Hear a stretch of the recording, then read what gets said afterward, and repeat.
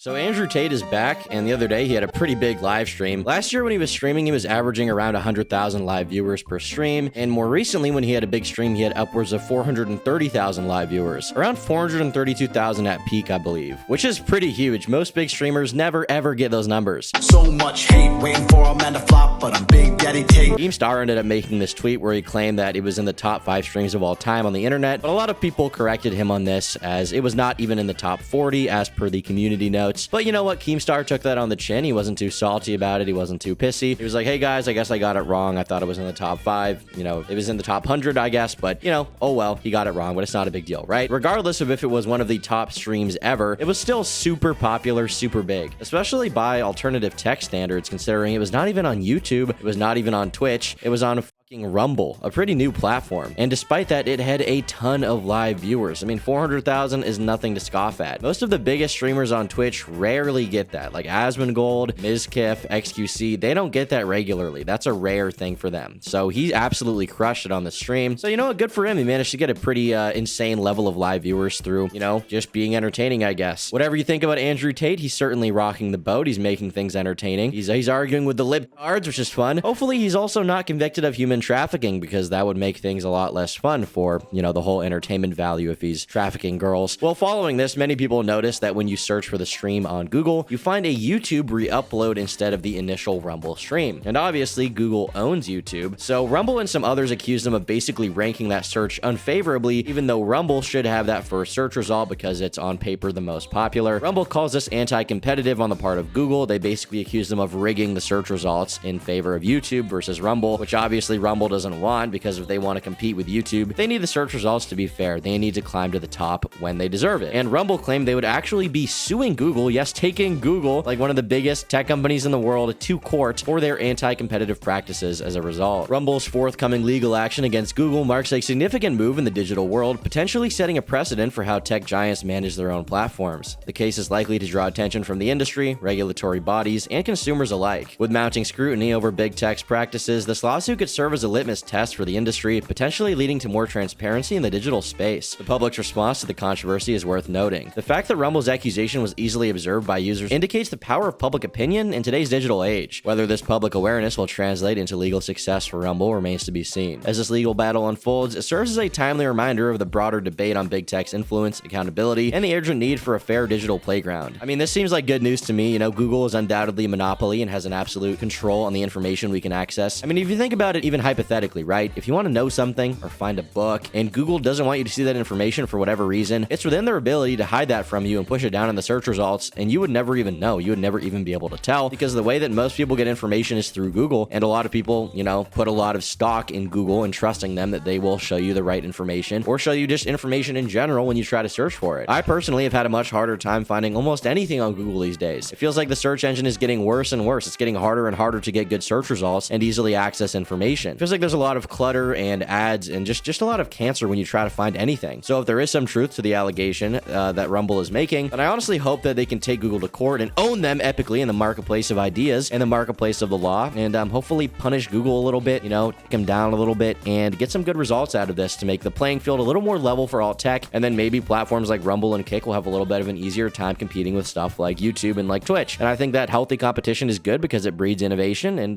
yeah, I'm super curious to see how this goes down. Reuters, which is one of the more trusted sources for news, I believe, you know, by journalism standards, it's less biased. They published an article just recently about the EU wanting to break up Google due to their anti-competitive practices. We'll go ahead and read an excerpt of it here. The European Commission set out its charges in a statement of objections to Google 2 years after opening an investigation into behaviors such as favoring its own advertising services, which could also lead to a fine as much as 10% of Google's annual global turnover, which, by the way, Google makes, you know, a lot of money in terms of actually raking in cash. I don't know if they're profitable, but they do take in a lot of money, so that would be a big fine, like the biggest fine ever. The stakes are higher for Google in this latest clash with regulators, as it concerns the company's biggest moneymaker, with the advertising business accounting for 79% of total revenue last year. Its 2022 advertising revenue, including from Google Services, Gmail, Google Play, Google Maps, YouTube Adverts, Google Ad Manager, AdMob, and AdSense, amounted to $224.5 billion. Google has a few months to respond to the charge. It can also ask for a closed hearing in front of senior commission antitrust officials and their national counterparts before the EU issues a decision in a process that could take a year or more. The company also could potentially settle by offering stronger remedies than previously proposed. EU antitrust chief Margaret Vestager said Google may have to sell part of its ad tech business because a behavioral remedy is unlikely to be effective at stopping the anti-competitive practices. For instance, Google could divest its sell-side tools DFP and AdX. By doing so, we would put an end to the conflicts of interest, she told a news conference. Of course, I know this is a strong statement, but it is a reflection of the nature of the markets, how they function, and also why a behavioral commitment seems to be out of the question. I mean, clearly Google has a financial incentive to favor their own products, but given the absolute monopoly they have as the largest search engine in the world, I see no reason why the playing field should not be leveled a little bit, whether by the government or by Rumble. I would love to see some changes made. For the same reasons I like seeing Twitch fall off a little bit while Kick and Rumble succeed. It's nice to see alt tech that favors users more and has better practices, takes priority, and gets a little bit of market share, because at the end of the day, any of these companies, whether it's Kick, Rumble, YouTube, when they get too big, they abuse their power a little bit. That's just a byproduct of being that massive. Kick and Rumble aren't doing that right now because they have to be competitive and set themselves apart, so that's why I'm rooting for them. But eventually, when they get too big and they, betray their mission statement, then hopefully someone will knock them down a peg and then we'll have the next thing. But that's just the nature of competition. That's the nature of business. That's the nature of just how things work in general,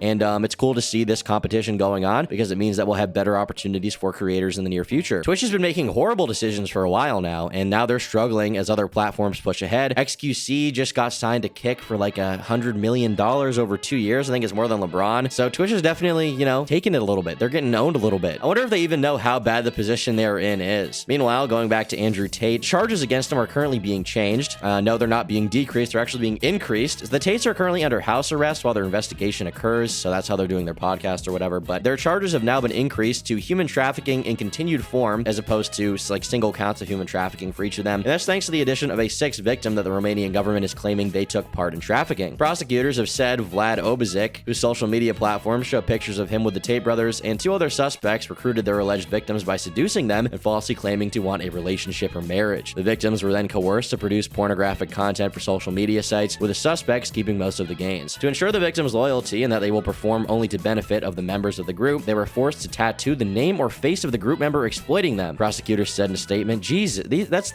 like crazy. That's like crazy ex-boyfriend shit. And they're making these girls tattoo their faces. Damn. When my girl gonna do that?" I think when some people hear human trafficking, they imagine girls in shackles in the back of a truck being sent across the border from Mexico. But in reality, the prosecutors are claiming that the Tates use the lover boy method, which is basically getting girls in a relationship with you or tricking them into being in a, quote unquote relationship with you, and then using that to get them on webcam or involved in some other sex act as a means of you making money off of them. And the way they would make money is that they would get these girls into these contracts that were predatory. And all of this stuff is stuff that the Tates have already admitted to on podcasts as far as the lover boy method itself. So it's surprising to see people claim it isn't true when they're being framed. I mean, maybe they lied on podcasts for entertainment, but if there's evidence of them actually doing it, then I wouldn't be surprised to see them face jail time over it because it is illegal, at least in Romania. Tell your girl that you're paying the tax, because girls are lazy and girls are stupid and girls don't understand how taxes work. Really, you're paying 30, you tell them you're paying 50, the difference is in the tax.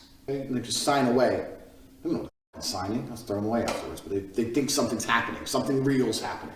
Nothing's happening besides me getting rich. Nothing's happening except for me getting rich. That's what he just said. So in my opinion, he probably did, do that itself. How wrong you think that is a different story. Some people just think because these chicks are adults and they got played, it's whatever because there was no physical coercion, right? Some people think he's a horrible human being on the other hand. I think he kind of sucks, to be honest with you. And I say this as someone who thinks Tate is a funny dude, but he's also not a very good one, and it's important to be able to make that distinction and not be caught up too much on the fact that he is funny. Funny does not equal right. As many of you have seen, Tate is now tweeting up pics of him photoshopped with his cars, with popular anime waifus, which is getting a bunch of attention. It's going semi-viral on Twitter, I guess you would say. Then you have all the lefties on Twitter oh my god, he's so cringe. Congratulations on being part of his business model, because you got 100,000 quote retweets on his tweet, which got him 20,000 more likes, I bet. I mean, the guy himself has said he thinks any publicity is good publicity, and he aims to be the most famous person in the world, even if that means a ton of people hate him, and they certainly do. So when you signal boost his stuff, you just make him more money, really. But at the end of the day, these people just want to make money too, and a lot of their morality is posturing, because if you really were hell-bent on destroying Andrew Tate and making sure he doesn't get any more money, he doesn't get any more fans, he doesn't get any more people signing up to Hustlers University, you would just ignore him. Much like your annoying ex, the worst thing you can do to Tate is just ignore him, okay? It's more painful to him than any insult. It's more painful than any little jab you have that you can email to the Marvel movie producers so Iron Man can say it to Daffy Duck next before he shoots him in the fucking head with a hand laser, okay? Your little one-liner quip. Well, actually, I think you suck.